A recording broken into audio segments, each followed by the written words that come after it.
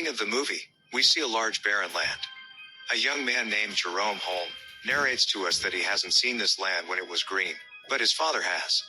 Years ago, it used to be home to several farmers who grew wheat and grains on it. However, after drought struck the land, not a single plant has been able to grow. Most of the farmers left the place, but Jerome's father, Ernest, hoped the land would be green again. He still believes that it just needs some water. But in this world, people kill each other for water. In the first scene, we see two muggers trying to break into a tiny house. Ernest catches them and kills the first one. The second mugger tries to convince him to spare his life, but is killed when he secretly takes a gun out. His son, Jerome, insists he could have helped him. The house the muggers were breaking into has an old water pump that stops working when Ernest tries to use it. With no water left, the father and son make their way on a mule to the watermen, people who extract water from deep wells through a government deal. Ernest exchanges supply with those people for water. He has been trying to convince them to provide him with water to cultivate a small part of his land for years. However, the watermen only do it for the right amount of money that Ernest cannot afford. On their way back, their mule falls down and breaks its leg. Ernest reluctantly shoots the animal dead. The two come back home to Jerome's sister, Mary, serving them bagged food. Because of water scarcity, we see Mary cleansing the dishes with soil. The following day, Jerome and Ernest visit Sam Lever's auction house to get something to replace the mule who died. There, a robotic carrier machine called Simulate Shadow, Sim, catches their eyes. Ernest wins the auction against a man named Flem Lever, who also happens to be Sam's son. Flem is having an affair with Mary, unknown to Ernest and Jerome. The two then go to meet Jerome's sick mother, Catherine Holm. She lives in a nearby hospital where she can walk while wired to a special frame. Since the frame is too expensive, they cannot bring her home. Jerome spends his time with his mother that day. Ernest and Catherine kiss goodbye and separate. On their way back, Ernest and Jerome stop at a gas station. We see Ernest take a gulp of petrol after pumping it into his vehicle. The two encounter a couple with a young baby, begging for water.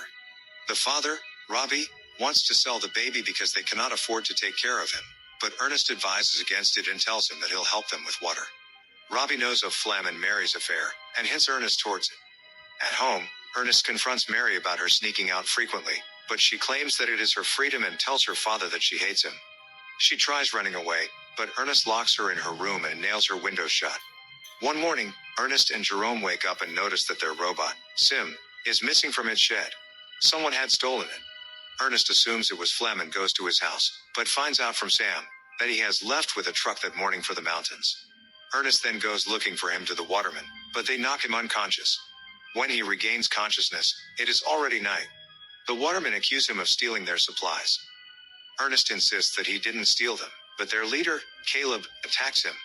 They fight for a while, but Ernest manages to get his hands on his rifle and run away from there. On his way back home, he discovers Flem sleeping on the road with Sim by his side. It is clear that he had stolen the machine and the waterman's supplies. Ernest points the rifle at him, holds him hostage, then ties him to the machine.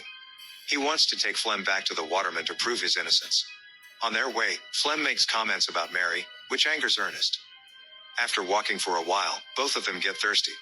Flem persuades Ernest to use the water from the waterman's supply. The two sit down to drink water and chat. Flem then tries to convince Ernest to let him go, and they can share the money, but Ernest is adamant about getting him caught. Ernest is weak and limp. He clearly cannot walk another mile to the waterman. Flem knows this, so he strikes Ernest with a stone, making him hit his head on a cliff. His head starts to bleed uncontrollably and is knocked unconscious. Ernest wakes up to him being tied instead of Flem. Flem pours water into Ernest's mouth as he screams. Later, we see Flem arrive at Ernest's house in his motorbike to take Mary. She happily runs out to him. Ernest still hasn't been home, so Jerome goes out to look for him. He finds the machine alone on the way. When he reaches the watermen, they inform him of Ernest's death. Everyone assumes that it was caused by the machine. In the following scene, we see everyone mourning Ernest's death at his funeral. Later, Catherine and the kids cry in her hospital bed. When they come out, Flem picks them up in his truck. After Ernest's death, Flem has now become the mentor of the family. He calms Jerome down as he hits Sim for killing his father. Later, he tells him that Mary is pregnant with his child and that he loves her. Jerome accepts their relationship. Later that day, Flem goes to the watermen and talks to them about sending water to Ernest's land. Caleb laughs at his idea, but gets defensive when Flem blames him for Ernest's death. Flem also shows him a knife with Caleb's name that was found with Ernest's body. Scared to be accused, Caleb agrees to divert water to their field. Everyone is happy when the land gets its first sprinkle of water. Flem works day and night to grow wheat on the land. A few months later, they are fully grown. Flem gets married to Mary and currently lives at Ernest's home with Jerome and Mary. One day, his father, Sam, with some men from the bank approaches their house, threatening to take the land because of Ernest's debt. The debt is too much for Flem to pay, so he takes the machine with him and approaches his friend Robbie that night. He knows about Robbie's intention to sell his child, so he persuades Robbie to come with him, just to see how much a baby can be worth. However, when they reach there, Robbie realizes that Flem has secretly made a deal with the people to sell his baby. The people try to take the baby away. Robbie resists it and is shot dead by Flem. This causes a shootout between the dealers and Flem runs away with the money.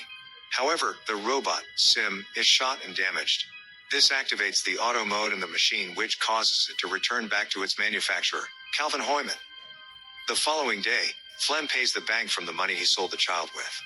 Jerome assumes that the money came by selling Sim, so no one suspects anything. In the following scene, we see Sim limping its way back to Calvin, who lives across the border. Calvin calls the number inscribed on Sim and reaches Holm's residence. He talks to Jerome about the machine coming back to him, which shocks Jerome, because Flem had told him he sold it to Robbie. Jerome asks Flem if Robbie sold Sim's parts and it's somehow made to the owner, but Flem gets annoyed at him for the question and dismisses it. Then, he tells them he is going to meet his mother that evening, but instead he plans to cross the border to meet Calvin, the manufacturer of Sim. Later, he reaches the border, but the guard stops him because he is too young to cross it. A girl named Anna calls him over and tells him she knows a way he can go to the other side. In exchange for money, she puts him in a vehicle with chickens and sends him over. They meet again at the other side and separate. Jerome then goes to meet Calvin. There, Calvin shows him all the functions of the machine. He also shows that the machine's eyes are cameras that were made to capture the slope for reforestation. The camera has captured all that the machine has seen. Jerome plays the recordings and sees his time with Ernest. As he goes through it, he is horrified to see that Flem was the one who killed Ernest. That day, after Ernest had gained consciousness, Flem tied him to the machine and set its destination to the waterman. The machine had dragged an injured but alive Ernest to his death. By the end of the video, tears roll down Jerome's eyes. In the evening, he returns home but doesn't confront Flem about anything. One day, Flem and Jerome are hunting deers, after which Jerome keeps the rifle with him, hiding it under his bed for the future. At breakfast, Jerome tells Flem about Robbie calling him. Flem is surprised and accuses Jerome of lying, because he knows Robbie is already dead. Later, Flem receives a letter, written by Jerome as Robbie. The letter asks Flem to meet Robbie at the same place he has killed Ernest. He is confused by this, but he decides to find out whether Robbie is still alive. Later at night, Flem tells a pregnant Mary that he has to go out to sell something. Mary wishes him luck and asks him to come back soon. When Flem reaches the place, he calls for Robbie. As he walks, he falls down a pit and breaks his legs. He lies there calling for help, when Jerome appears in front of him. Seeing him there, Flem takes a sigh of relief and asks him for help. However, Jerome stands there with a rock in his hand. Flem realizes that he knows everything that happened and apologizes to him, claiming it was just an accident. He begs him to spare his life for Mary and their child, but Jerome doesn't listen. He points the rifle at Flem and shoots him dead. It has been 2 days since the event. Mary is worried about her husband, but Jerome asks her to wait a little more. He has decided to keep Mary in the dark about both Ernest's and Flem's death. Mary suggests they bring their mother home, because they now have the money to afford the ringing system she lives in. The movie ends